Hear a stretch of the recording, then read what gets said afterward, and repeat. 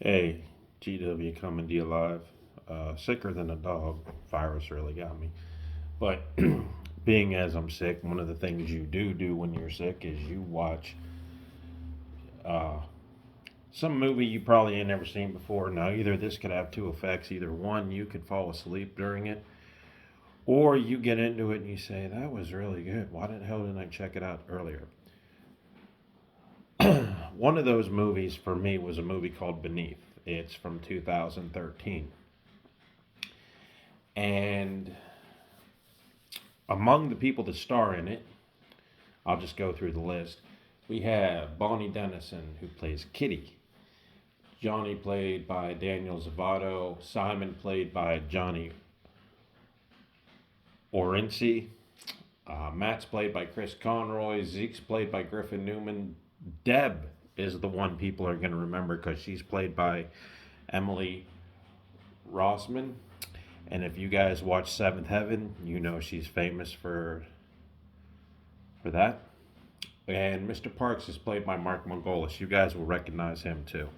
Now, basically, what this movie is about is everybody in the cast except for Mr. Parks goes to a lake that we learn is supposedly cursed or haunted, or you're not supposed to swim in it. And there's a giant man eating fish that looks like, I would say, like a cross between a shark and a devilfish. Devilfish is, I guess, the right way to put it. There's a lot of good and bad with this film.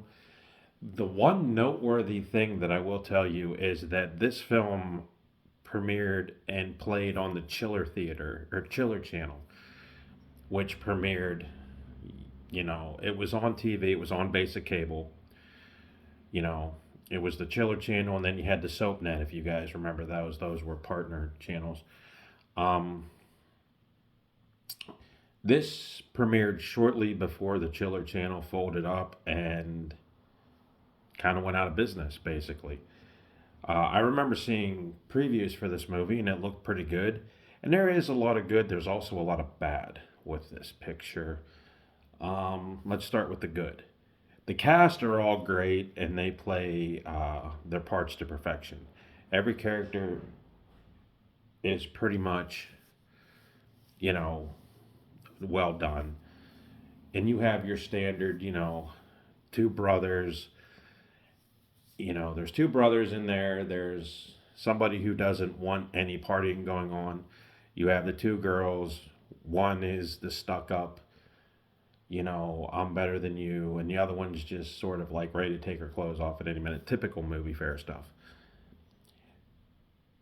So that the cast is good in this film. The other thing that's good is the way that this film is like a domino effect. Once the first injury or attack happens in this film, it spirals pretty much out of control and it becomes a very, very nail biting thriller toward the middle and the end. The other thing that is really good is that toward the middle and the end of this picture, the group of kids decide they take votes different times throughout the middle and the end of the movie who's going to be sacrificed to this devilfish in different ways, whether it's because of a secret or an affair or whatever. They find creative ways to off each other, and it's pretty intense toward the end. The other thing that's good about this picture is the blood effects, and there are quite a few of them. This movie was probably a PG-13. There's no F words and there's no really graphic violence shown. However, there's a lot of blood splatter. There's a lot of, uh, what's the word I'm looking for? There is a lot of, you know, uh, injury sort of makeup done, and it's pretty good, and it does get intense. As far as gore, let's see, we get to see somebody gets their upper arm bit and bit into an artery, which bleeds profusely and ends up killing them. That happens in a boat, so then all the water in the boat is covered in blood, and they basically remain in the bloody water the entire movie in the boat. Um, there are there's a bloody nose looking like something you'd see at a UFC fight, a severed arm floating in the water with a camera that I know they tried to make it look real and it works for the movie, but it's not really it's not something like Greg Nicotero would whip up. Um, we get to see two gunshots to the knees. We get to see two gunshots to the knees, as I just said. We get to see uh, a couple of people get devoured by the devilfish. We get to see an oar stuck into the devilfish. A lot of blood protrudes off of that. Blood in the water is crazy. Strangulation, there's a few of those. One notably at the end. Some bare minimum fist fighting. And it amounts to a pretty intense thriller without going over the top and being crazy. Now let's talk about the bad about this film. The one thing that is a very glaring omission, just kind of like the reflection of the light here, is the creature itself. The devilfish, or however you want to phrase it, looks like, they put all this money into the cast and the story and the filming and the camera angles, and some of them are very good, and some of the shots are done very well. But when it came to the actual creature, the thing that would hold the film together, they just really dropped the ball, guys.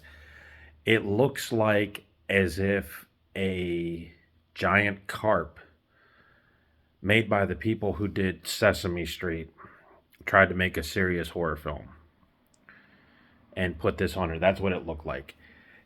Now, watching this movie, there is one thing that was made abundantly clear the more you watch it. That if this was redone and you kept some of the elements of the story or maybe took them a tad bit further, this movie would have been a very, very well done horror movie. And it probably would have ranked up there with maybe Deep Blue Sea if you put the time, effort, and money into it. When I look on the TV, I'm looking at the credits, obviously, and I see Fish Puppeteers. And there are two of them.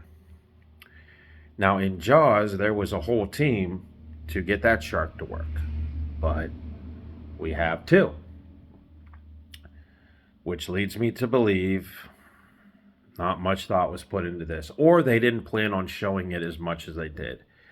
Because if you think about it, when you watch the picture, a lot of times they substitute the view of the whole shark for just the devilfish rather, the dorsal fin and the tail. We also get to see, I forgot, a couple of people get eaten up by the devilfish itself.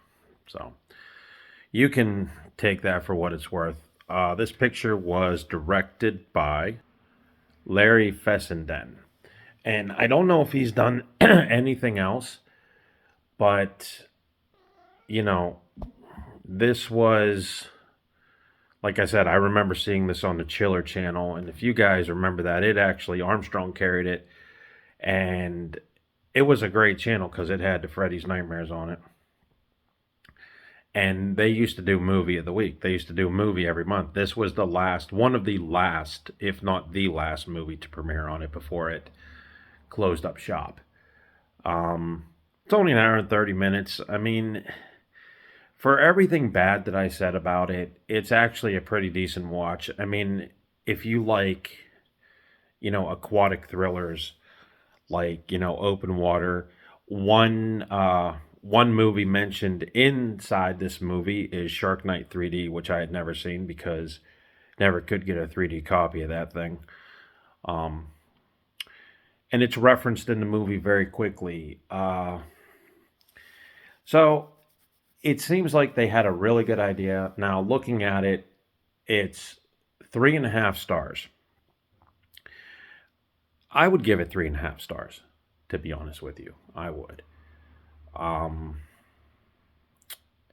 like I said, if it wasn't for the sort of bad looking creature, and it's not, don't get me wrong, it's not totally terrible to look at, but it just leaves you with that, like, really, like, you could have done a little bit better.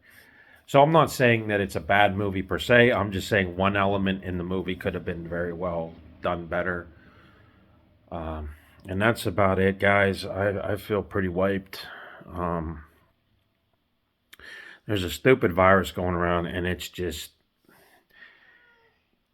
I don't know. Makes you feel like you've been hit by a wrecking ball. Makes you feel tired and everything. So I've been on Advil, taking naps. I just happened to be up and laid on the couch and caught this thing.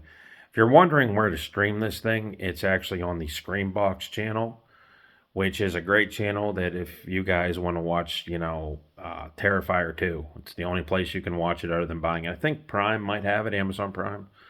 I don't know. But, oh, and get on YouTube and look up the sneak peek of Terrifier 3. I can't wait, personally. I'm becoming more of a fan of Art the Clown, and, you know, so check it out. But, yeah, Beneath, I'd give it 3.5 stars. Very good, very well done. Very short movie with a lot to it, and they really know how to rack up the tension. And it does seem like Larry Fassenden decides to pull things from other movies and twist them up and make them his own. But not a bad little film, and I do wish I would have caught it earlier. That's my take on Beneath.